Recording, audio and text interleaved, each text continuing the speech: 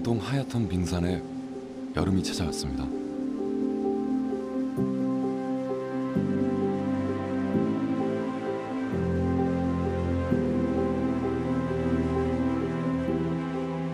빙산 깊은 곳에서부터 녹아내린 얼음물은 어느새 막 지나간 폭우의 기세로 바다로 흘러갑니다.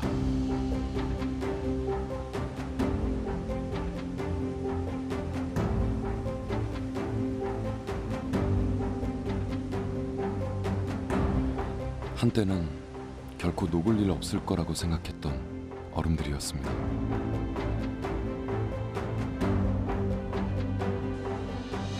틈이 생긴 빙산은 이내 무너져 버렸습니다.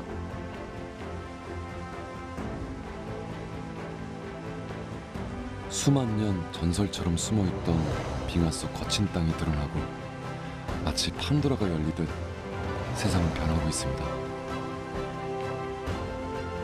지금이라도 되돌릴 수 있는 길이 있을까요?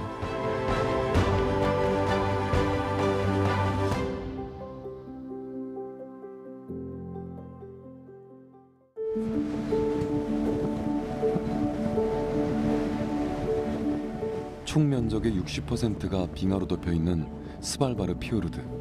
이곳에도 여름이 찾아왔습니다.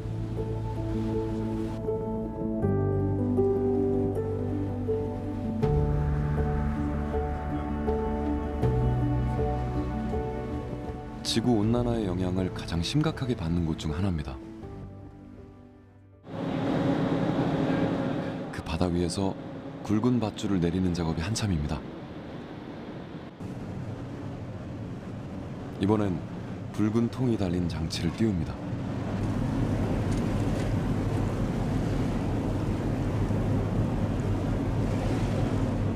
단순히 그물을 내려 고기를 낚거나 사람을 실어 나르는 배는 아닌 것 같습니다. 소프트 테스트라고 아주 적은 양의 에너지를 방전시켜서 근처에 있는 동물들을, 그러니까 모래라든가 물개를 비신시키는 거죠. 여기서 배에서 멀어지도록. 동물을 쫓아내는 이 배의 정체, 도대체 무슨 일을 하고 있는 걸까요?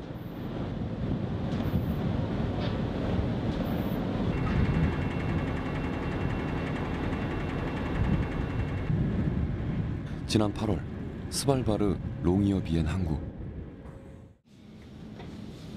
노르웨이 트롬소 대학이 제공한 해양 탐사선 햄머 한승을 마지막 빙하기 이후 지구 온난화에 의해 환경이 어떻게 변화했는지를 연구하는 탐사선으로 한국팀은 2016년에 이어 두 번째입니다.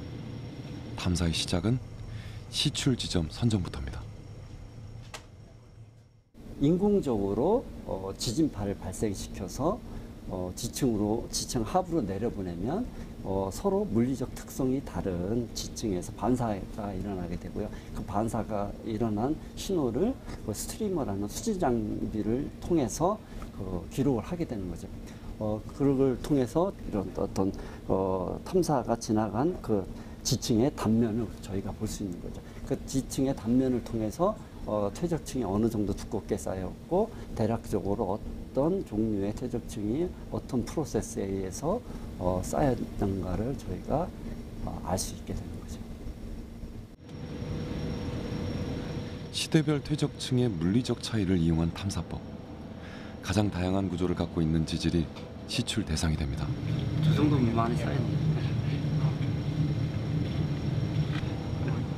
다행히 적정한 위치를 찾은 것 같습니다. 이제 바닷속 수만 년 전의 기록들을 채취하기만 하면 됩니다. 10개는 아니고 한 표창한 겁니다. 10개. 그렇지. 아니지. 여기 그래비티만 하는 게 몇 개가 있고 지금 다 할 거는 3개밖에 안 했어 지금.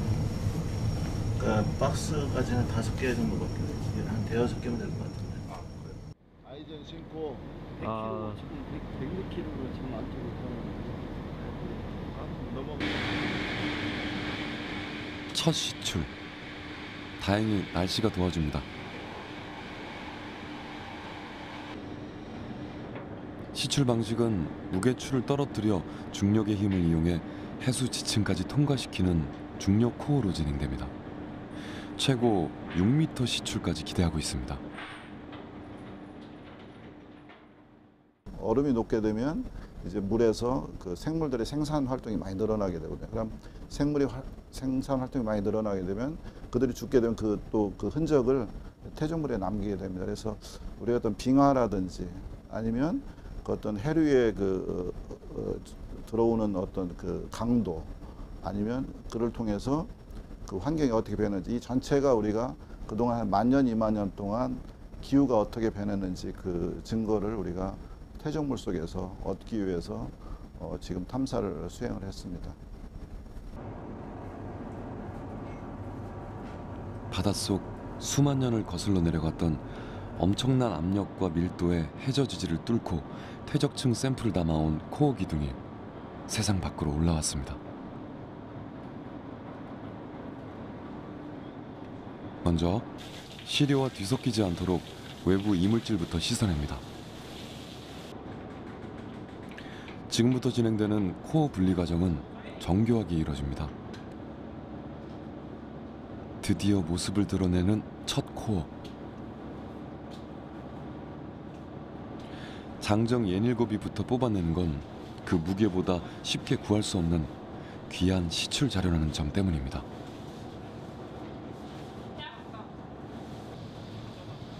(6m) 코어 속에 어느 깊이까지 퇴적층이 담겨져 왔을지 시출 코어 길이를 측정합니다.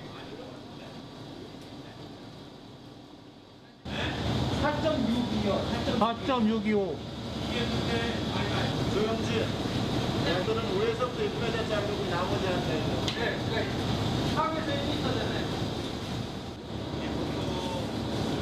상층부를 기준으로 길이를 체크한 시출 코어는 이동과 보관이 편리한 크기로 잘라줍니다.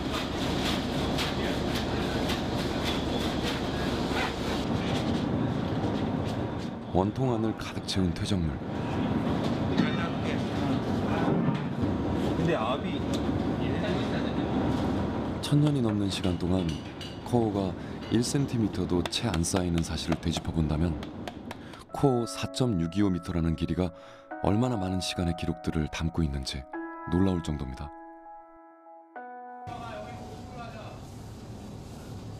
중력 코어가 하나 더 시출 작업을 마치고 올라왔습니다. 이번 코어는 일정 크기로 절단하기 전에 별도로 추출할 시료 과정이 하나 더 있습니다. 퇴적물 코어 내에 있는 공국수들 채취하기 위해서 위치를 미리 체크를 해주고 있어요. 이거 작업이 끝나면 드릴 가지고 구멍을 뚫어서 바로 공국수 채취를 시작을 할 겁니다.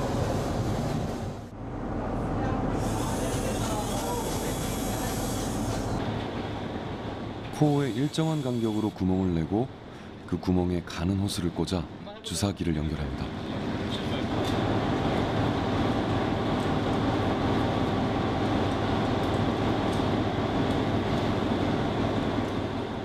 퇴적층 틈새의 바닷물을 일정 깊이마다 추출해 그 속에 화학 성분이 전달하는 환경의 변화와 흐름을 별도로 분석할 예정입니다.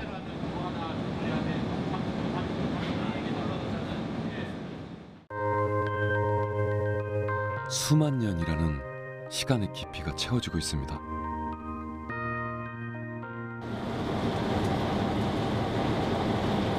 이렇게 채취한 물은 퇴적물이 담긴 코어와 함께 노르웨이 트롬소 대학이나 한국에 입국한 후 첨단 장비를 갖춘 연구기관에서 분석이 이루어질 예정입니다.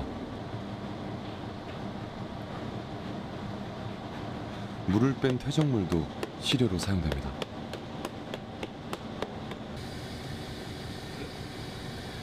이런 뒷마무리는 젊은 연구원 몫입니다. 연구하는 일이 이리 험하고 힘들 줄 몰랐습니다. 극한 지옥 같아요. 아 진짜 그런 것 같아요. 처음 타봤는데 의외로 극한 지옥 같아서. 아니 제일 못 쉬시는 것 같아요. 아 이거 막내라서. 시료는 냉장 보관됩니다. 미생물이 번식하거나 오염되지 않고 시출 시점 그대로 정밀 분석 때까지 유지하기 위해서입니다.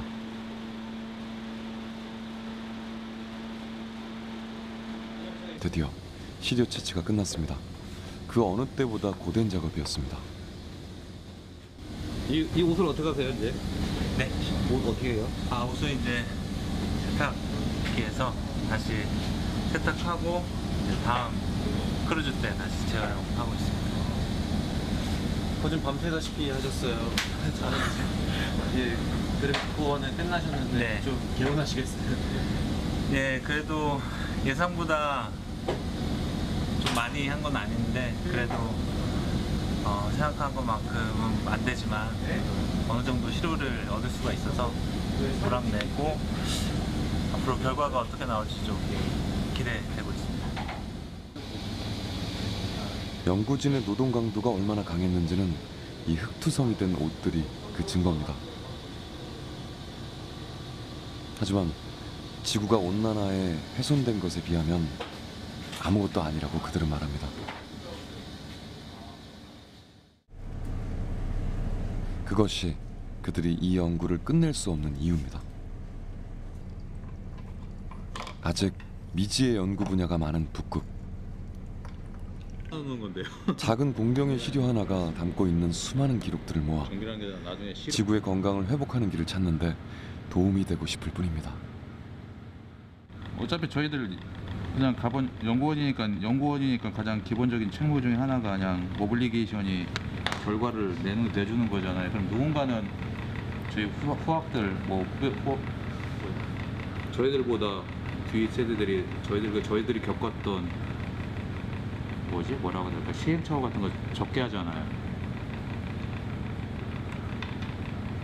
그러면은 저희들보다 더 나아질 수도 있고 더 나아지잖아요.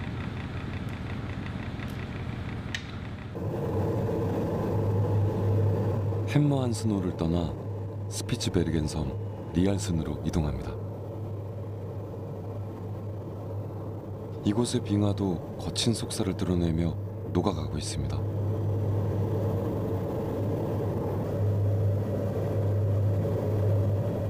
산 정상에 남아있는 눈이 이곳이 북극이라고 말해줍니다.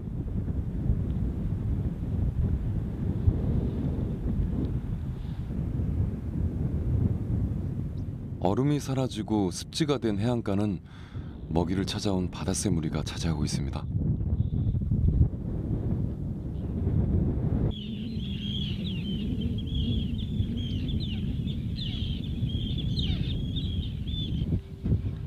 다산기지, 세계 12번째 북극기지로 2002년에 설립됐습니다.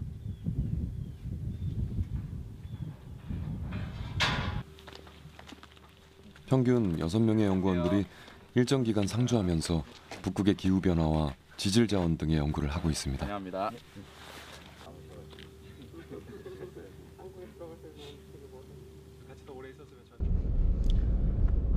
그들이 최근 주력하고 있는 연구 분야는 지질입니다. 빙하가 사라진 후 지형의 변화와 남겨진 화석을 탐구하는 일이 주된 연구입니다. 저희는 퇴적학 연구를 하고 있고요.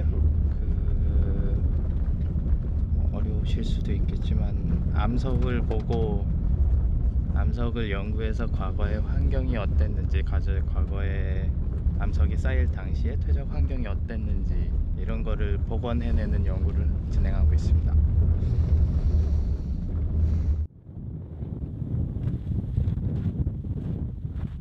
지질 탐사를 나서기 전엔 준비해야 할 것들이 꽤 많습니다.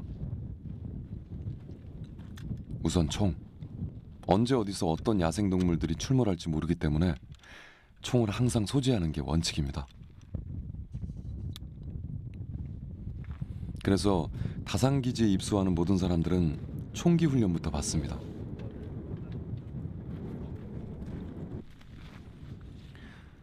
지질 지형을 기록할 고정 카메라 등 연구 장비는 기본이고 방한용품도 철저히 챙겨야 합니다. 여름이라고는 해도 쌀쌀한 바닷바람에 체온이 떨어질 수 있기 때문이죠.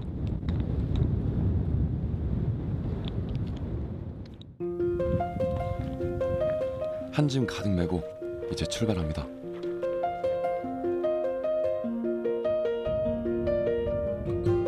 차가 달릴 수 없는 지형을 직접 보고 영상 기록을 해야 하는 일이다 보니 늘 두 발로 걸어야 합니다.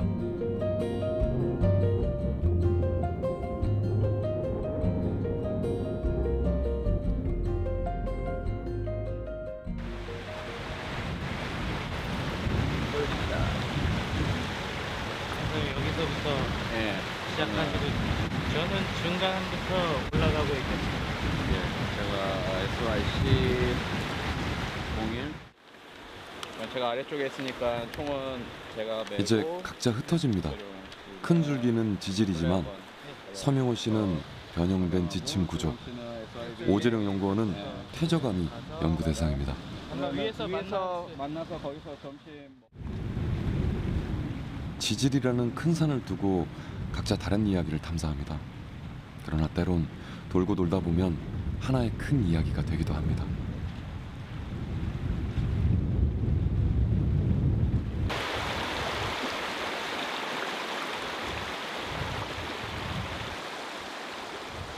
일행과 헤어진 서명호 씨의 탐사는 등산이 따로 없습니다.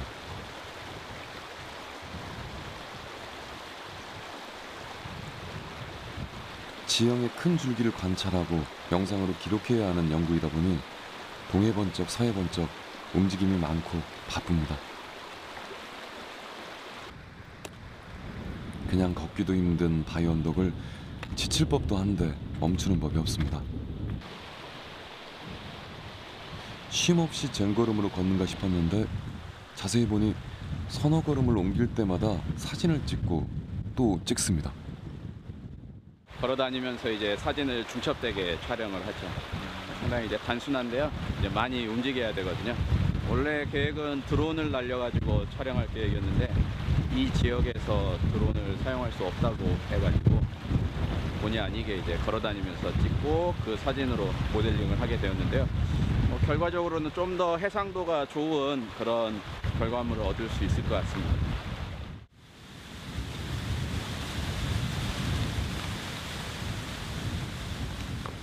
때론 위험에 노출되는 순간도 있습니다.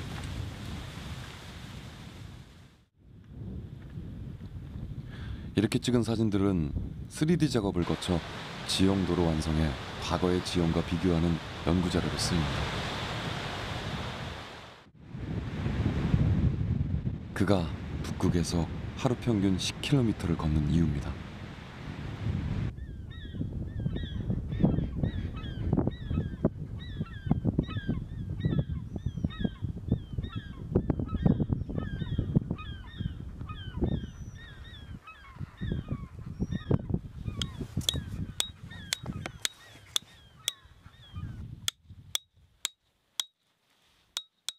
그 시각 오재령 연구원은 그야말로 바위치기 중입니다. 특징적인 암석을 발견하면 샘플 위치를 표시하고 암석의 특징을 지형도에 기재하는 방식을 반복하며 암석 시료 채취 작업을 하고 있습니다. 암석들을 관찰하고 샘플을 해서 과거의 이 바다 환경이 어떠한 생물들이 살았는지 또 그 생물들 조합을 통해서 더 자세한 퇴적 환경을 알 수 있고 그 퇴적 환경을 복원해내는 연구를 지금 진행 중에 있습니다. 이 지형은 3억 년 전인 후기 고생대 지표 암석들로 해양 생태계 특징들이 발견되는 곳입니다. 얘네들은 이렇게 까맣게 된 부분들을 마이크로코디움이라는 입자라고 부르는데요. 마이크로코디움 입자가 나오면은 해수면이 낮아졌고 거기 그 바다였던 환경이 지표에 노출이 되었다는 뜻이 됩니다. 3억 년 전 바닷속이었던 곳.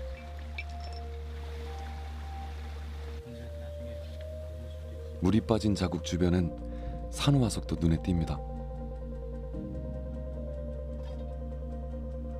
그러나 빙하가 사라진 땅은 이렇게 메마른 바위산이 됐습니다.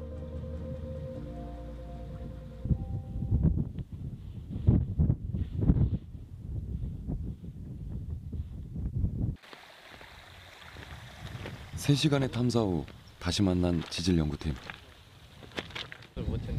식사 때가 되면 챙겨온 장비와 재료로 간단히 배를 채웁니다. 북어국 처음 먹어봐요. 어떨지 모르겠어요. 괜찮던데? 들고 다닐게요. 코끝 자극하는 한국의 인스턴트 음식. 한국에서라면 초라하다 할지 몰라도 북극에선 이만한 호사가 따로 없습니다. 바람이 저기서 보니까 네, 뒤로 바람을 놓고. 등지고 먹는 게 낫지. 시간이 그래도 누가 금방 지질 연구하는 사람 네, 아니랄까봐 밥 먹을 때도 산만 바라봅니다. 딱 예상 지역에서 만난 거 같아요. 그러니까요. 항상 위에만 보고 먹어가지고 저쪽 볼 생각을 못했네요. 경치가 뒤에 좋은데. 그냥 가끔 뒤를 돌면 아 이렇게 멋있는 데서 일을 하는구나라는 생각이 들 때가 그렇죠. 있어요. 네. 다 하죠. 그렇습니다.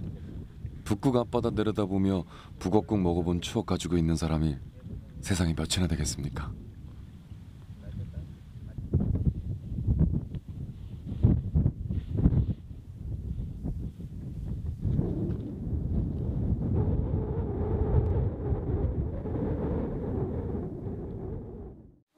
생각해보면 세상 참 좋아졌습니다. 지금 옷 갈아입는 데 같은데? 북극에 와 연구를 하고 또 한국의 갈아입는 데 가족과 같은데? 연락도 하니 말입니다.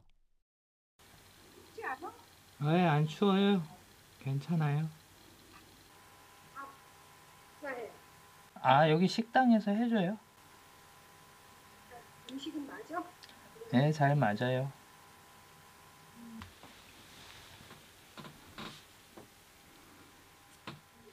그래도 집 떠나면 고생입니다. 네. 네. 집 생각이 절로 나기 마련이죠. 집밥 먹고 싶을 때가 제일 그립죠. 네.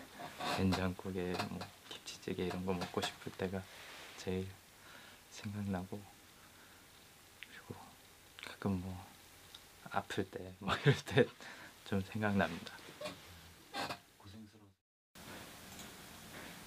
그러나 30일이라는 한정된 연구 기간은 긴 여유를 허락하지 않습니다. 며칠째 수만 장의 사진을 찍은 서명호 씨. 누적된 사진 파일들을 밀리지 않게 하기 위해선 그날그날 정리를 해둬야 업무 마비를 피할 수 있습니다. 지금 하고 있는 거는 제가 사진 촬영해 온 것을 3차원 입체 영상으로 만드는 작업을 하고 있고요. 이 주상도를 보면서 이제 실제 지형에 있는 것과 연결을 시켜서 어떤 지점이 이 주상도에 표현된 지역인지 이런 것들을 좀 기록을 해 두면은 나중에 연구원들이 그 지형에 대한 정보를 확인할 때 좀 도움이 될 거라고 생각을 합니다. 남다른 의지 없인 불가능한 일입니다. 평면의 사진으로 입체감 있는 지형들을 완성하는 건 웬만한 인내심과 끈기가 아니면 어려운 일입니다. 그는 다만 쉽게 오갈 수 없는 북극이라는 지역을 지금은 물론 앞으로도 연구원들이 원활하게 참고할 수 있도록 정확한 자료를 남기고 싶다고 말합니다. 밑에서 이제 찍은 거 있거든요. 그저께 걸어다니면서 중간 보고 회의가 시작됐습니다. 걸어다니면서 쭉 찍어서 부분 찍어 놓은 거라서. 근데 서명호 씨가 발품 팔아 찍은 사진으로 구현한 3D 주상도를 통해 탐사 지역의 지질을 분석하는 중입니다. 이쪽에서 그러니까 요 남쪽 면에서는 그래도 잘 보여. 아까 이렇게 쭉 이쪽으로 연결해서 어디로 가는지를 정확하게 알 수가 있는지 그런 거를 좀 해줬으면 좋을 것 같아요. 3차원으로 이렇게 찍었거든. 지형 주상도를 통해 찾고 있는 정보는 퇴적암에 새겨진 생물들이 살았던 과거의 환경 정보죠. 궁극적으로는 그 환경 변화를 유도한 배경, 즉 기후 변화를 연구하는 겁니다. 했는데 사이에 단층이 하나 있는 거거든. 특히 해수 온도가 어떤 영향을 미치는지에 대한 연구가 가장 집중적으로 분석되고 있습니다. 지금 하고 있는 연구 최종 목적은 다산기지 주변에 있는 3억 년 전 퇴적암들이 어떤 환경에서 퇴적이 되었고 그 환경이 어떻게 변화해 갔는지를 밝히는 게 목적이고요. 그리고 그거를 밝히고 싶은 이유는 지금 사람들이 극지 연구라든지 아니면 뭐 기후 변화에 있어서 지금 우리가 살고 있는 요 빙하기가 어떤 환경인지, 그리고 지금 남극에서 일어나는 얼음이 줄어드는 것, 그리고 북극에서 얼음이 줄어드는 게 우리나라, 그러니까 중위도 지방에 어떤 영향을 미치는지, 사실은 그것 때문에 극지 연구를 한 거라고 할 수가 있잖아요. 삼보 일배 하듯 네 걸음 걷고 사진 찍기를 수천 번. 그 걸음이 넓게는 북극만이 아니라 우리나라를 지켜내는 길을 찾고 있었던 겁니다. 단층 면도 피자고 그랬는데 돌아가서 과연 그 길을 찾을 수 있을까요?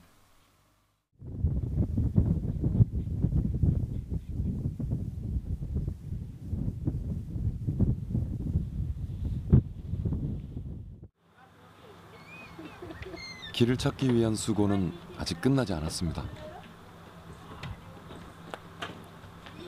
마치 어제 같고 또 내일 같은 일상.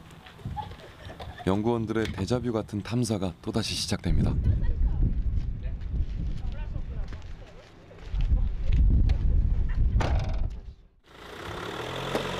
다산기지에서의 한 달이 헛되지 않도록 북극 속으로 달려갑니다.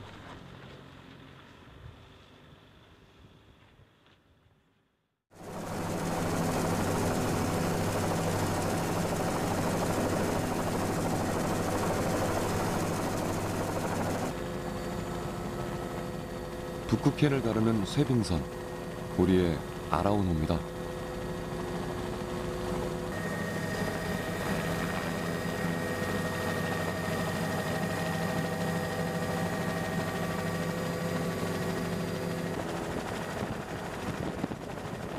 해빙이 얇아지는 여름마다 북극의 해상 연구를 하고 있습니다. 올해로 6년째 아라온의 본격적인 연구 활동이 시작됐습니다. 바닷물을 채집해오는 물리 특성 장비 CTD입니다. 다양한 연구 목적에 따라 위치와 깊이를 달리해 약 90여 차례 채수해 올 예정입니다.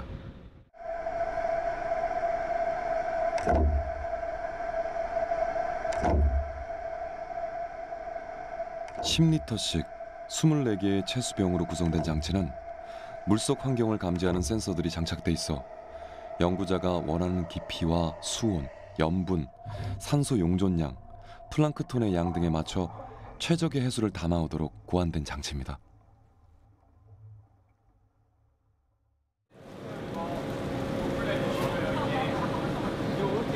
야, 왜 나한테 화를 내?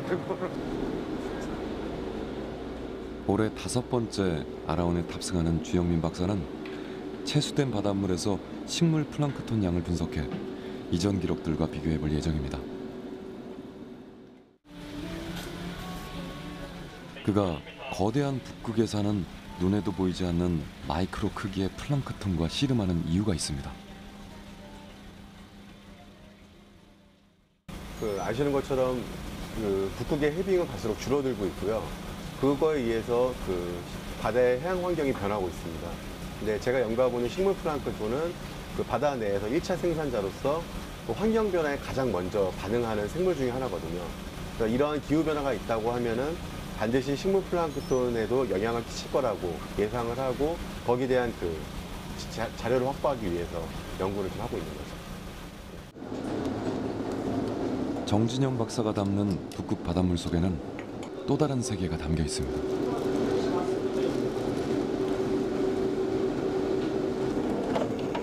그는 물속에 섞인 공기를 연구합니다. 그 해양에서 질소 순환에 의해서 질산화나 탈질화나 그런 과정에 의해서 나오는 가스거든요. 그래서 그게 이제 그린 하우스 가스이기 때문에 지구 온난화에 얼마나 영향을 미치는지, 아니면 이 북극해에서 질소 순환이 얼마만큼 이제 활발하게 일어나는지 그런 걸 보려고 하는 거고요. 그뿐만이 아닙니다. 겉으론 그저 물로밖에 안 보이는 북극 해수를 통해 북극의 과거와 미래를 예측하고 현재를 사는 사람들에게 갈 길을 제시합니다.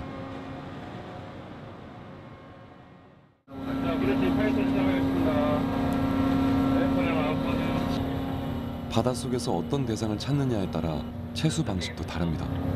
40m까지 40으로, 아니 30으로 그냥. 네트라 불리는 곡갈 모양의 미세 그물망으론 바닷속 생물을 끌어서 건져냅니다. 눈으론 볼 수 없지만 네트에 걸린 생물을 곡갈 끝으로 모아 채수병에 담아냅니다.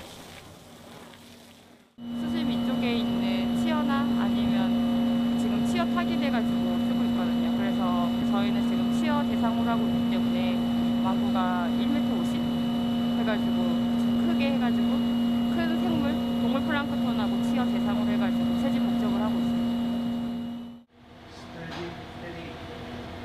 북극해에서 그들이 연구하는 대상은 모두 다릅니다. 그러나 그들이 찾는 길은 모두 한결같았습니다.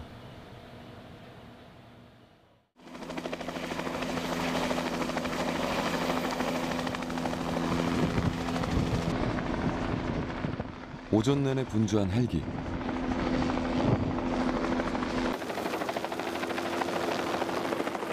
아라온호에서 먼저 내려온 탐사팀의 해빙 캠프 장비를 이송 중입니다. 이 위치에만 있으면 되니까요. 이거는 저기다 놔줄까요?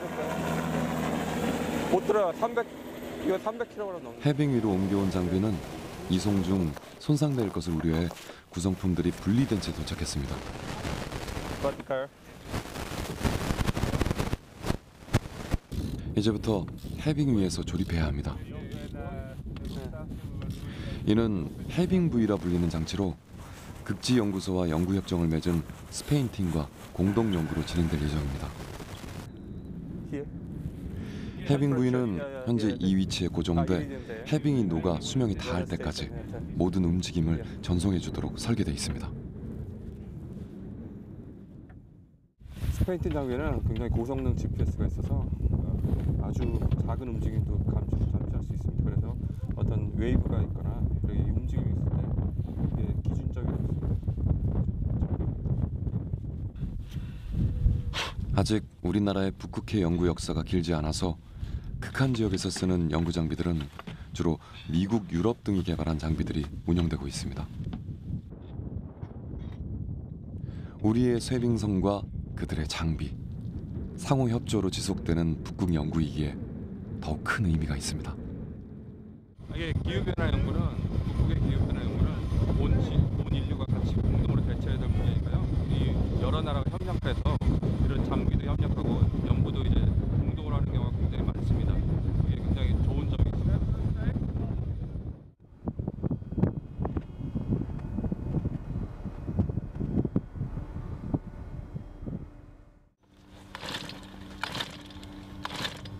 왜 이래?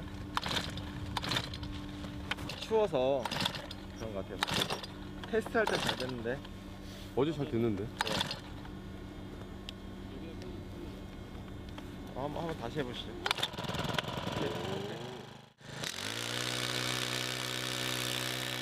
아이스코어, 해수 채취와 원리는 같습니다. 다만 물 대신 얼음, 해빙을 채취하는 중입니다.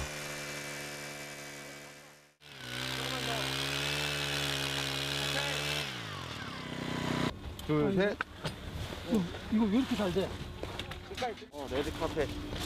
이대로 아라온호에 옮겨 2, 3일간 녹인 후 해빙에 있는 생물과 화학적 조성을 분석해 이전 데이터들과 비교할 예정입니다.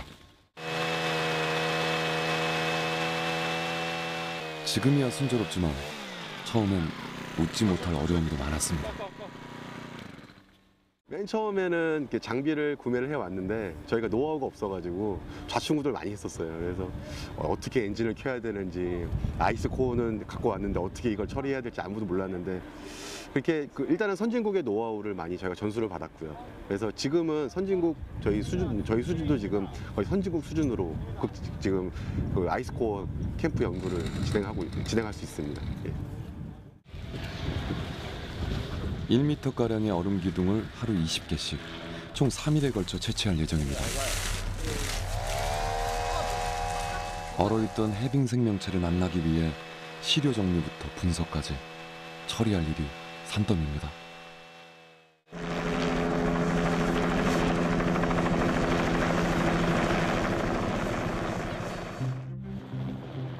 그런데 잠깐 사이 하늘이 흐려졌습니다. 한창 아이스코어를 채취 중이던 해빙 캠프팀에 본부 복귀 명령이 떨어졌습니다. 한 치 앞도 알 수 없는 북극의 변덕스러운 날씨에 안전사고를 대비한 조치입니다.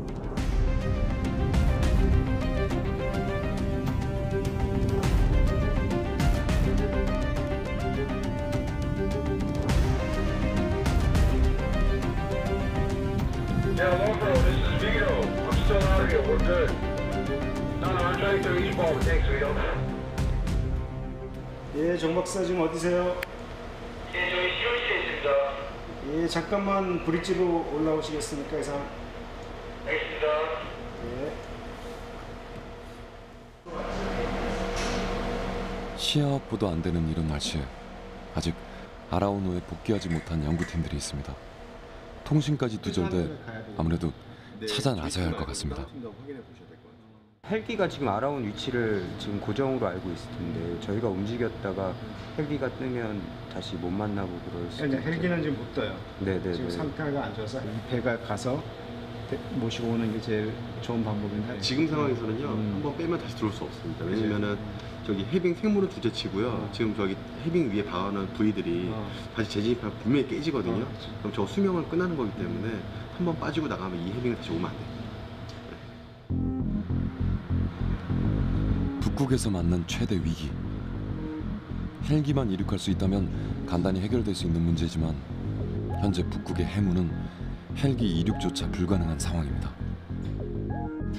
그렇다면 아라우노가 나서야 합니다. 일단 요 헬기 한 바퀴 보고 안 되면 우리가 가야죠.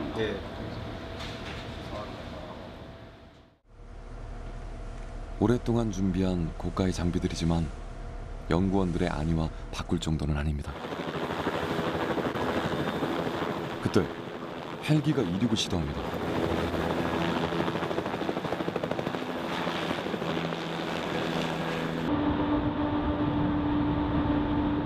이내 해무 속으로 사라지는 헬기. 그저 행운의 기대볼 뿐입니다.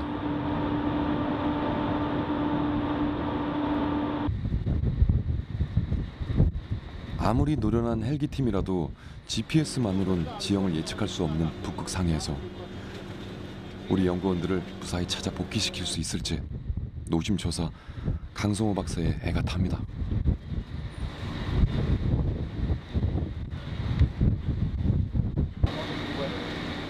북극의 여름이 더워지면서 생긴 짙고 잦은 해무. 극지 연구만 30년 해온 그에게도 이런 위기 상황은 처음입니다. 그때 안개 속에서 헬기가 모습을 드러냅니다.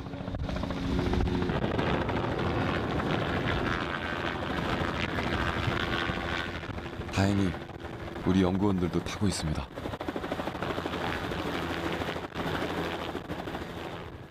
자, 입장을 걸어와서 이렇게 생각.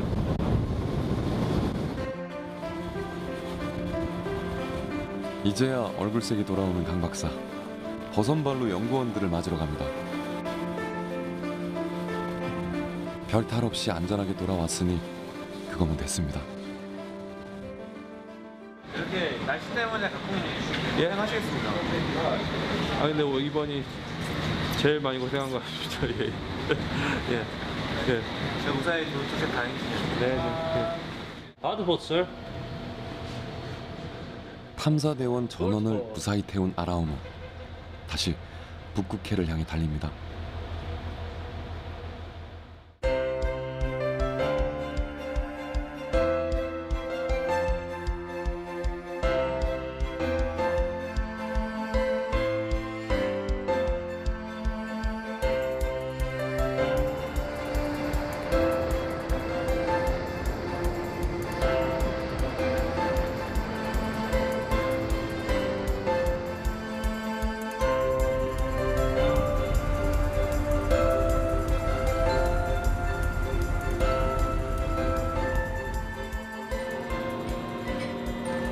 해빙 탐사의 끝이 보입니다.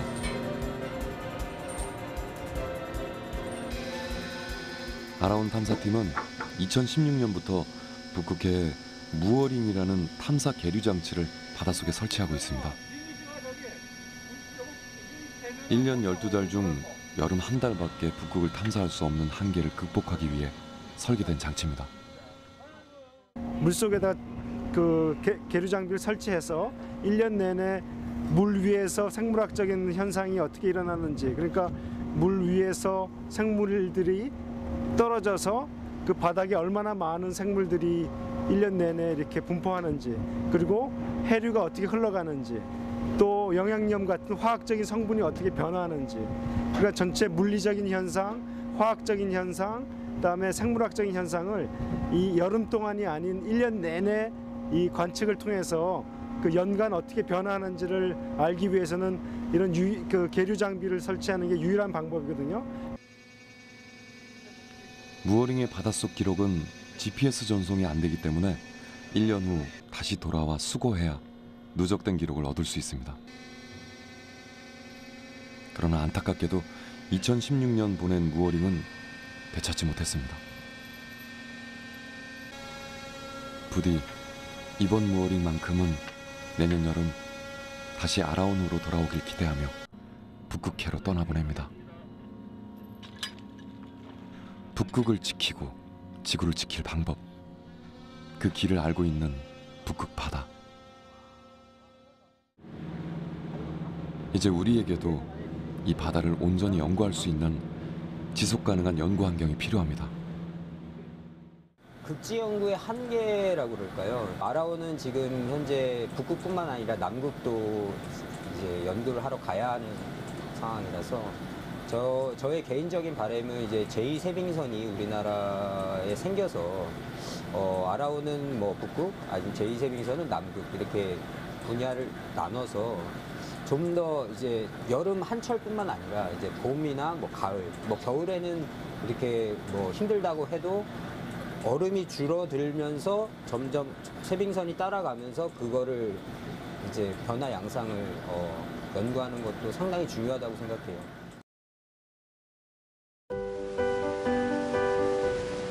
과거에 사라진 것과 현재에 변해버린 것들이 전하는 메시지.